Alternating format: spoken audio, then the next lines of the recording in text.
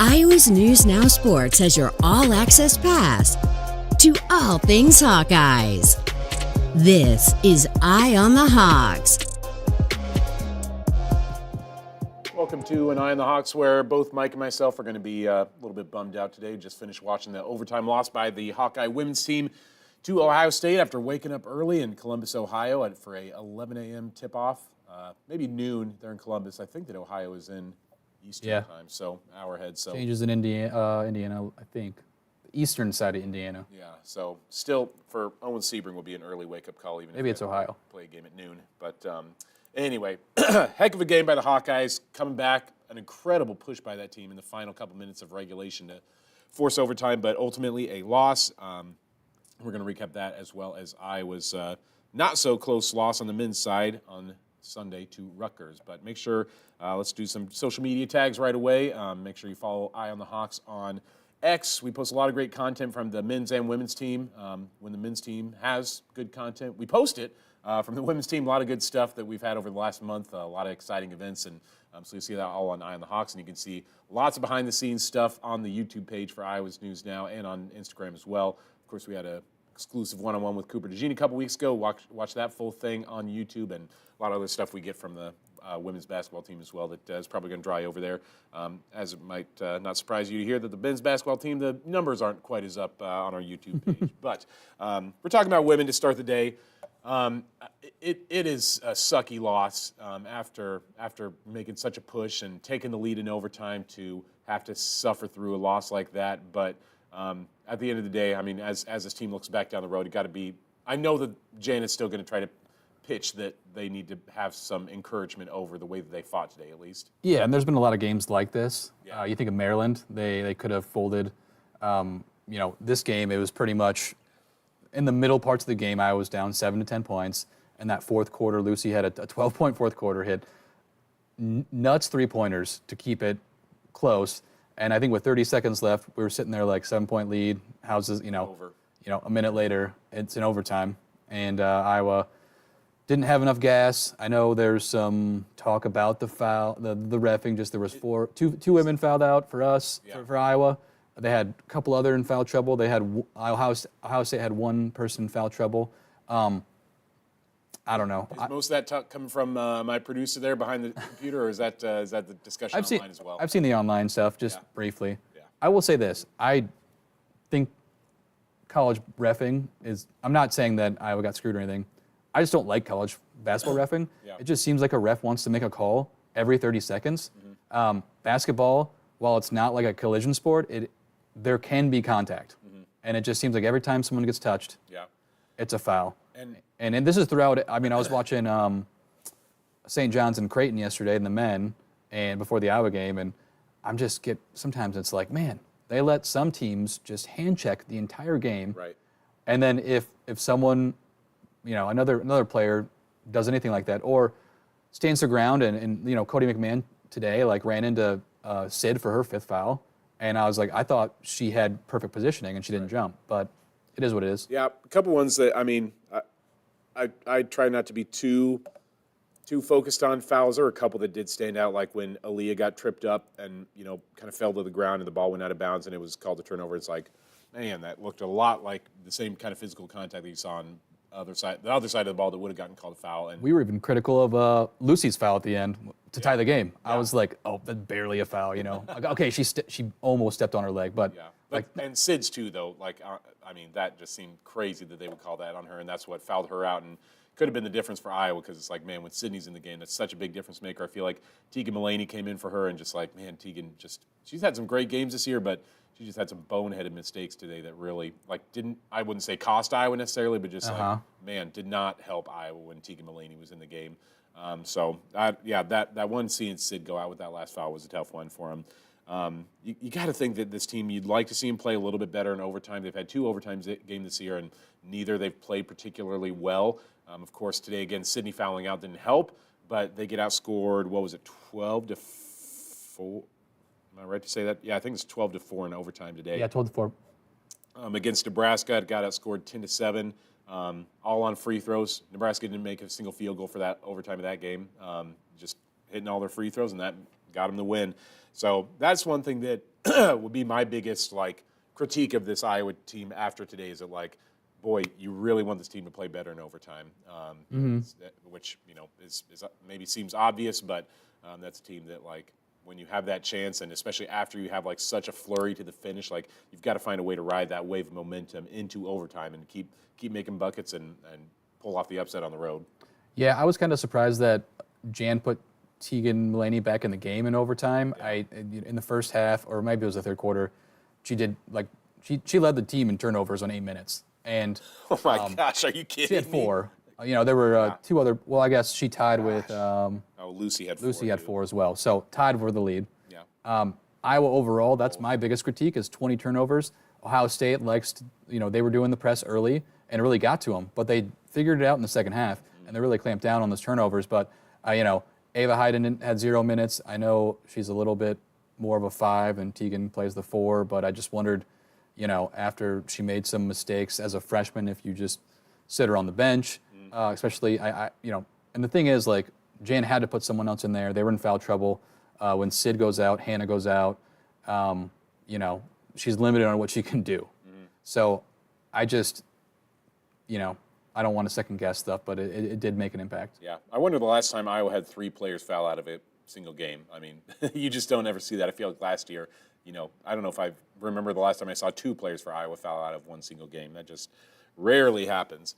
And it's not a loss that is crushing to this team's tournament hopes, certainly. I mean, they're coming off of 6 straight wins. You knew that going to Ohio State on the road, that's a tough environment. Caitlin Clark didn't win there last year. That was the same game where she got ran into after the game when they were rushing the court and everything.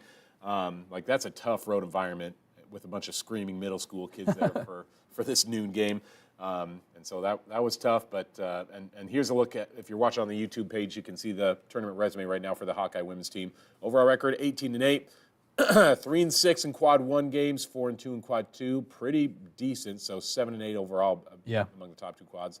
11-0. I mean, you're winning the games you're supposed to win. 11-0 in quad 3 and 4 games. Their net's 29 right now. That's pretty freaking good. I'm a little surprised they're that high. The one thing about when you look at their resume, top to bottom, is when I first made this graphic, I put bad losses, and then I went through and they don't really have any bad losses. Every loss is top 40 to a top 40 net team. And Oregon?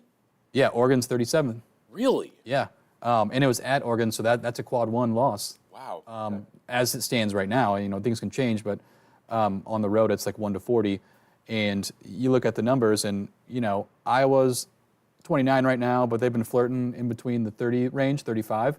And you look at the teams they've lost to: Nebraska, Indiana, Oregon, Illinois. Those are games, they're all net between 31 and 38, 39. Yeah. They're all similar teams, and Iowa's just been on the short end of a lot of those games where if they picked up a few more of those, the resume would look much better. I still think this is a tournament team. Charlie Cream has them as an 8 seed as of this morning before the Ohio State game. Probably wouldn't move very much, I would think, after that result, yeah. If they would have won, maybe you can move off that 8-9. You don't really want to play a 1 seed in the second round. Yeah. I guess you're probably playing a 1 seed or a 2 seed no matter what. Yeah. But, if you could have got this win, I think it gives you some breathing room, and you could have maybe lost that Michigan game coming up. Yeah. But now I think if you want to close the season out 2-2, you're going to have to beat Michigan, and then you should handle Wisconsin to end the season. Yeah, and I think that's kind of the road ahead for them, is that you can still lose this UCLA game that they have coming up on Sunday. Here's their remaining schedule if you're watching on YouTube. Which is crazy. I mean, this is the end of the regular season. Only 2 regular season games left for the Hawkeyes. 3. Wait. I should say at home, I mean. Oh, home. Yes. So UCLA on Sunday, then they're at Michigan, then back at home against Wisconsin. That's going to be a tough game at Michigan. UCLA is so good, and I think I don't see Iowa matching up well with them. Right. Just with their size and Lauren Betts and what they've got going. Yeah. That Michigan game on the road is going to be tough. Facing them, and so you could look at a 1-3 ending to the season before the Big Ten tournament. Yeah, and I still even could see if they lose to UCLA and Michigan, if they beat Wisconsin and win 1 game in the Big Ten tournament, they're a 20-win team, and I do still think that they're into the NCAA tournament at that point. Would you agree with that? I agree with that. to be fair, like 8-9, that's pretty solidly in the tournament as of right now. Like if you lose out, maybe you're on the bubble. They're not. I know it's still a little further away from being in that last four, those 4 games. Yeah. First 4, I should say. Yeah. So I would agree with that if they finish 1-3. They just snapped a 6-game winning streak today. So you're sitting in a pretty good space to at least make the tournament. You're going to have a very difficult time making it to the second weekend, though, if you're on that 8-9 line. Yeah, it's just one of those weird things where it's like you'd almost rather be an 11 seed, oh, yeah, 8 seed or something, just because it's like, wow, you get to play a 3 seed potentially if you win there. Which that's true. Like if you're sitting on that 11 seed, if you're not playing in the play-in tournament, because I think 11's a play-in tournament, like I think Iowa could beat a 3 seed. Yeah. And make it to the second. They're a team like that. I mean, they just beat USC. Yeah. A couple weeks ago.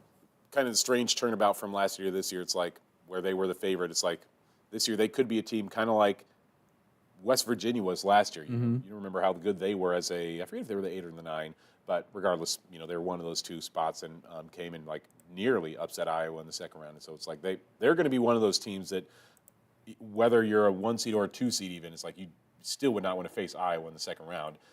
Because that's a team that we saw obviously beat USC.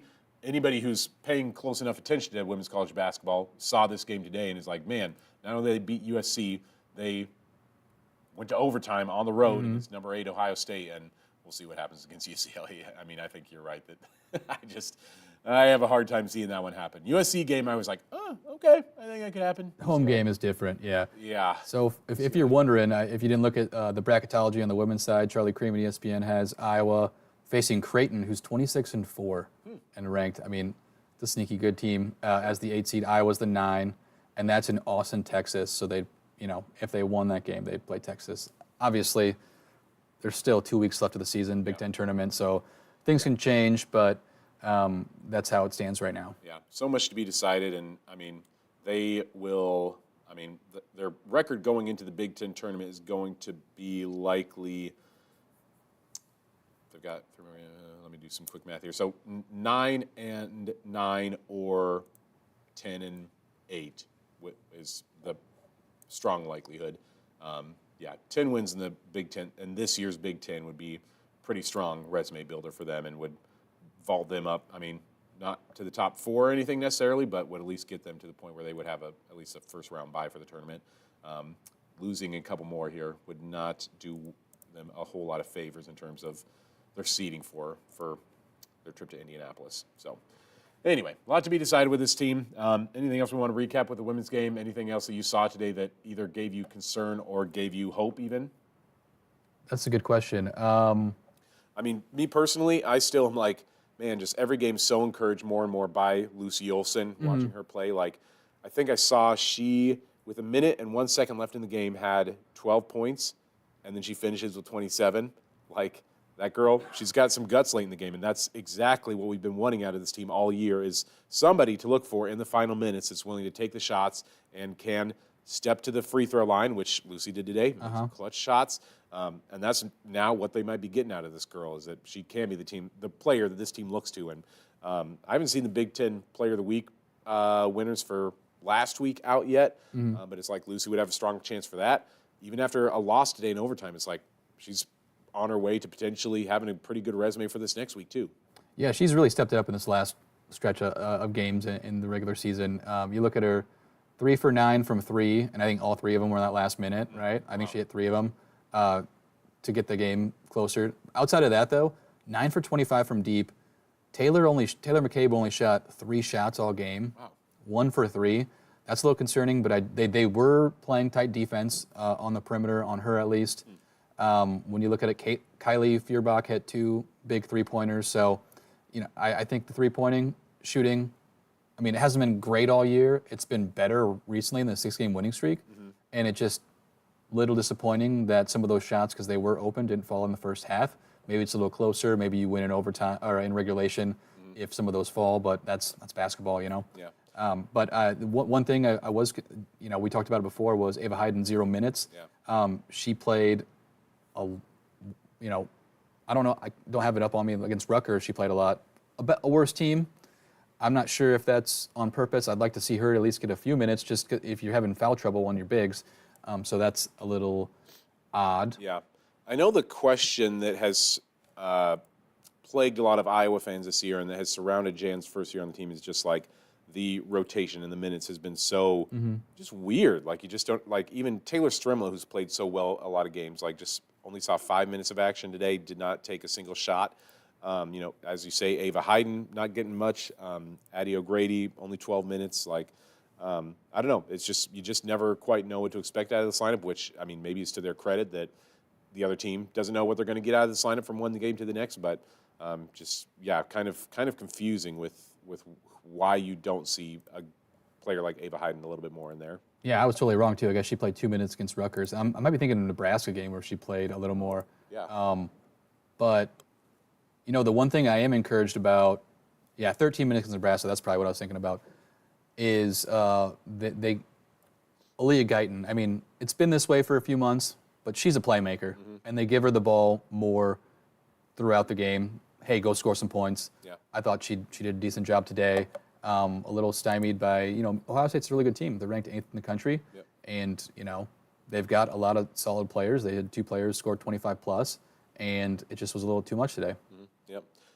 Very encouraged by Sita Falter's performance. Again, 11 points, 15 rebounds, 4 assists. Like, gosh, this girl. I keep thinking, like, Sita Falter might mess around and get a triple-double this year at some point. Like, she and Lucy have gotten to the brink of a triple-double on a few occasions. And Sid, I just am continually, like, so impressed by what she does, especially in rebounds.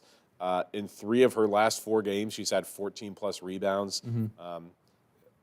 Caitlin was a great rebounder as a guard, but you just don't see those kind of rebounding numbers out of a guard all that often.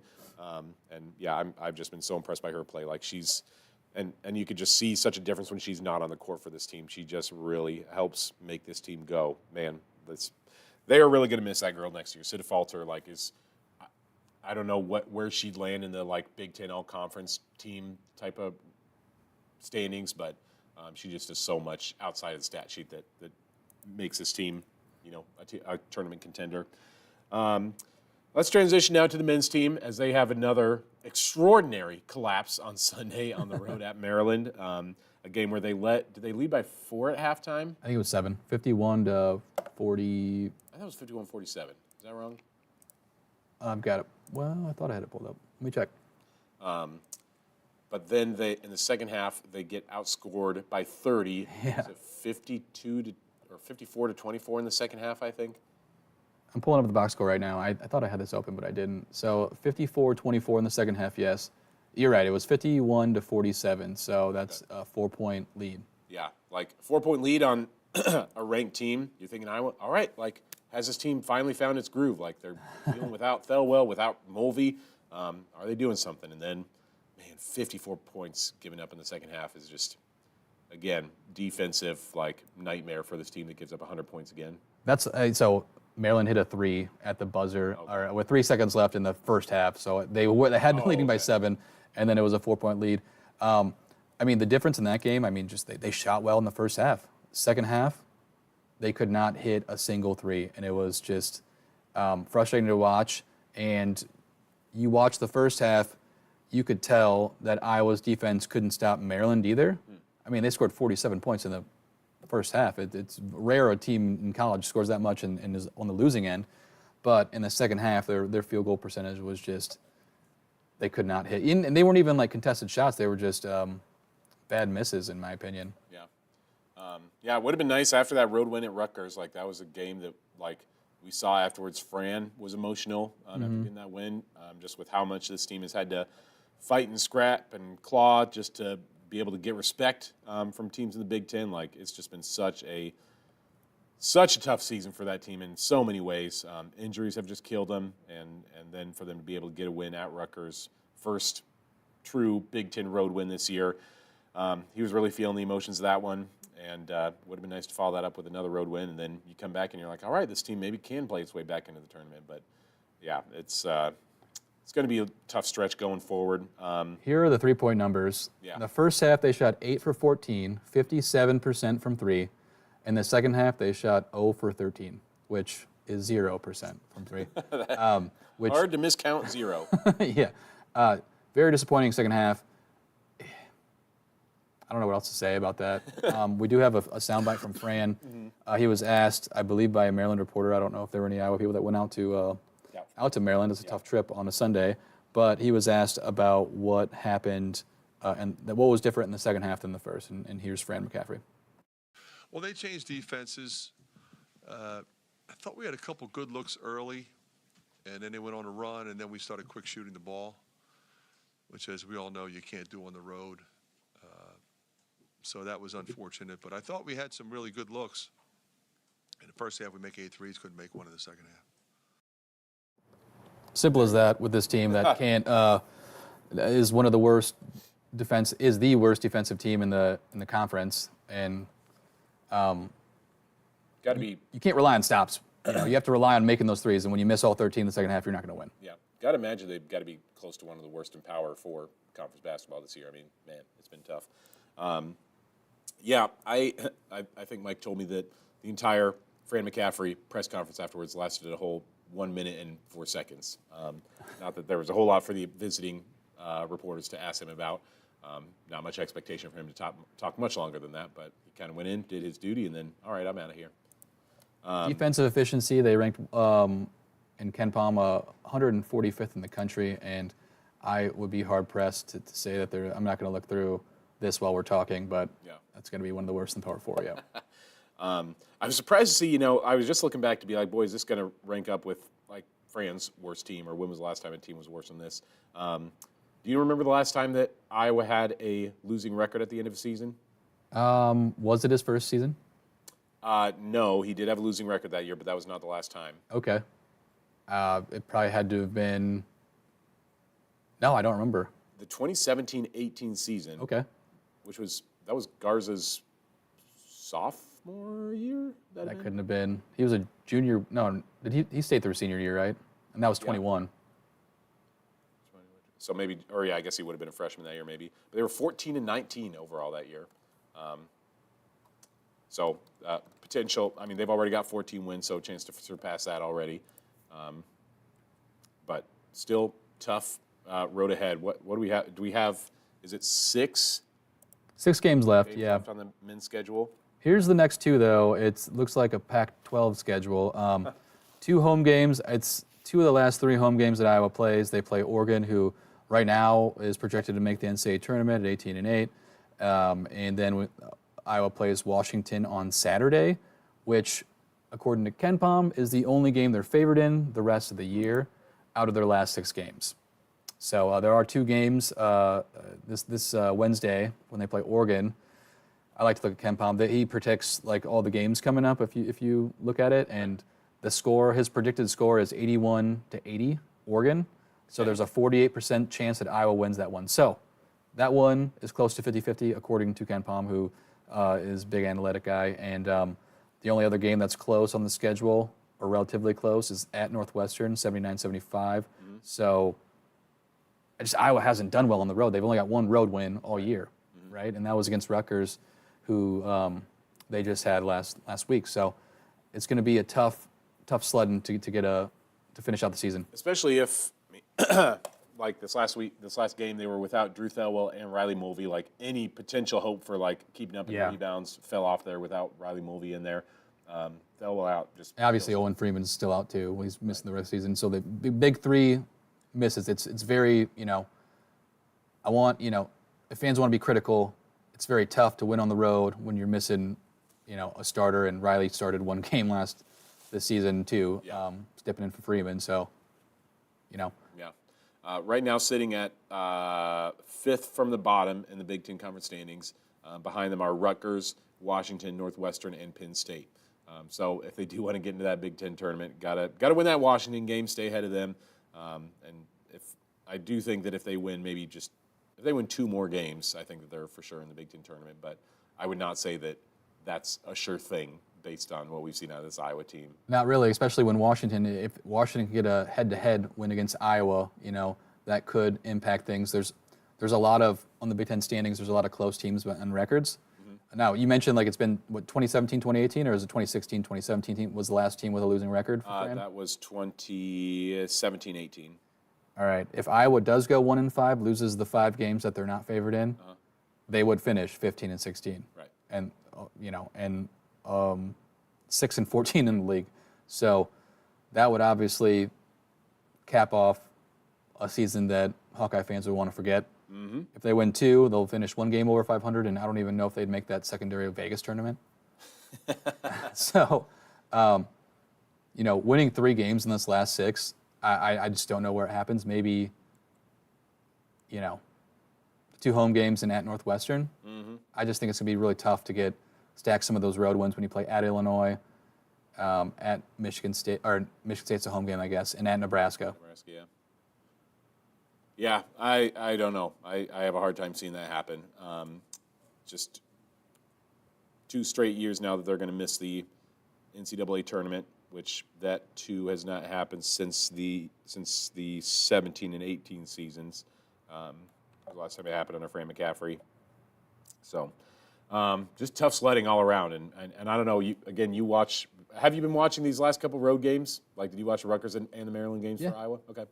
You're a devoted fan, man. I got to hand it to you. Like, I was a student back in Todd Licklider's last year, and I went to those games. Yeah. So, I mean, I've seen these before. It just would, it would be easy for me as if I were a Hawkeye fan to just like, forget this team. Like, I just am sick of them. Check the score updates, but that's about it. So I got to hand it to you. Like, you're still hanging in there and watching the game, so good for you. But, like, is there anything else, again, that you dissect? Is it just the fact that this team cannot play defense? Is that the only thing that really separates this team from being, like, a bad team to being an average team? A bubble team, yeah. Yeah, no, I think that's mainly the thing. They do, oddly, they're one of the better teams when it comes to turnover ratio in the Big Ten, which I think is interesting. When they do win, it's less out-rebounding teams. I think they've only rebounded a handful of teams all year, even in wins. And I think such a bad rebounding team. I know, right? I wrote this down in my notes, and I don't want to look it up, my notes app in my phone, but what was it when they beat Nebraska or Indiana, one of those two? I think Indiana was like the only Big Ten game at the time that they'd out-rebounded the opponent. Mm-hmm. Every other game is just like, and it makes sense. I mean, they're small, right? They play small, and without Owen Freeman, it's going to be worse. Mm-hmm. So when they do win, they tend to turn the other team over and score off those points, which in the first half against Maryland, I think they had like 11 points off turnovers in the first half of that half, and that's why Iowa was in it, and that's why they took the lead in the second half. Yeah. Into halftime, I should say. But other than that, I mean, just I do think it mainly is the defense, and that's been a staple of Fran coach teams over the last 10 years is they will score a lot of points, but they don't stop the other team, and it is frustrating, and it makes me sympathetic to the views online that, a lot of fans want to move on from Fran McCaffery just because they've seen enough. But on the flip side, before he got here, it was Todd Licklider who ran. I mean, his defenses weren't good either. That was mainly the talent on the roster. But his style of basketball was slow. Let's protect the ball. Let's play good defense. That was, how he wanted to win. And now it's a total 180. And for the first 10 years of Fran McCaffery, when they were making tournaments regularly, when they were scoring a lot of points, that was okay, and that kept the fans engaged. Mm-hmm. Now, it's going to be tough to flip that switch back, I think. Yeah, you're right. I will say this: assuming they don't go on a streak and win some of these road games, the fewest road wins for the Hawkeyes under Fran McCaffery was in his first year. They went 3-12 on the road. Are they going to win 3 road games this year? I cannot imagine that happening right now. I think they have an outside shot at winning just singular games, Northwestern and Nebraska. Sure. But do I see him doing both? Yeah. To get to 3 wins? That'd be, you are what you are at this point in the season, and I just don't see that from Iowa, especially missing some players. I don't know when Drew Thelwell's getting back. I haven't heard an update on that yet. So yeah, it's and the defensive thing too. It's like you can still get away with that when it's like, it's not like anyone would have accused Lisa Bluter of coaching a team that like really relied on its defense a whole lot. That was not like a really strong. They were a fine defensive unit, but not like, oh, they're really going to clamp you down on defense. But they had, again, the last 4 years they had Caitlin Clark on the team who could light you up on offense, and so they relied on their offense, and it worked. But for Iowa right now, who does not have like a person that can go out there and score 25 a night, then those defensive holes are going to be even that much more evident. Yeah, it's weird too because you might say, well, they have Josh Dix and Peyton Sanford, but they can't consistently do it 9 in, 9 out. Mm-hmm. There's games where they score 25, 30 points, and in the next game, you're like, okay, I thought these guys were upper half of the Big Ten players, but then, and it's tough. I mean, they're going against the Big Ten's, the teams in the Big Ten's like best defenders, and they're not going to do that every night, score that points, but that's what you need. Yeah, and that's the thing, though, is that, yes, you're right, but also, okay, so did they 2 and 3 years ago, and Keegan Murray made it work, and Luka Garza made it work, and Chris Murray made it work. What's that? To an extent. I mean, the one thing that Fran can't hang his hat on is success in the tournament, which is almost like the number one thing. Yeah. And even when you had those players, you look back and they give you those fond memories, still lost to Richmond, lost to Oregon in the second round, which criminally underseeded. Don't have to talk about that now, but as a 2 seed back when Garza's senior year. I think that's really like why fans are saying they should move on. It's because you can't hang your hat back on, well, he went to a couple of Sweet 16s. You can't say that, And if you could, I think it'd be a little bit different sentiment by the fans, especially with the recruiting class Fran has coming in. Mm-hmm. Yeah, if you had one or the other, if you were still having regular season success, that'd be one thing, at least we're getting to the tournament. Or if you had previous tournament success, at least we've had some deep runs. But now you've got neither. You're stinking it up in the regular season, and you don't have any major wins in the postseason on your resume. So what do you got? And not much. I was just looking back at Josh Dix's game log. 5 points, 26 points, 13, 27, 0, 11, 3. Just, like you say, just all over the place. The kid has talent, and it's not like every shot on Sunday too. What do you have? Did you say 5? He had 5, yeah. He had some open looks from 3 and missed a lot of shots. And I don't know what you attribute that to.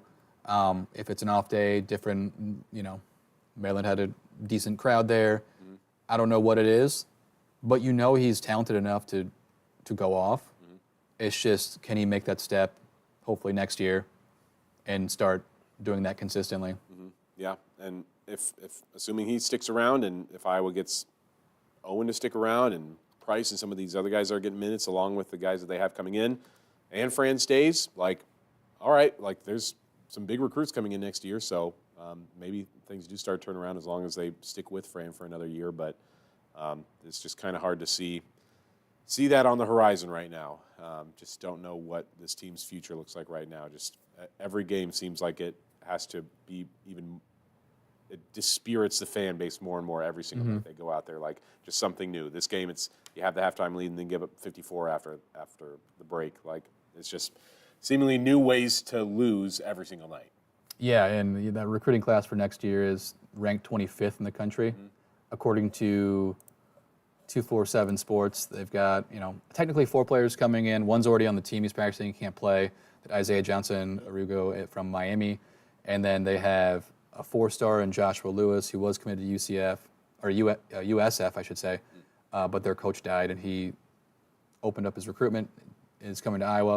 A couple 3-stars, too. One from Indianapolis, the other from Connecticut. A center, 2 centers, and maybe you're looking at the roster, and you're like, you need size.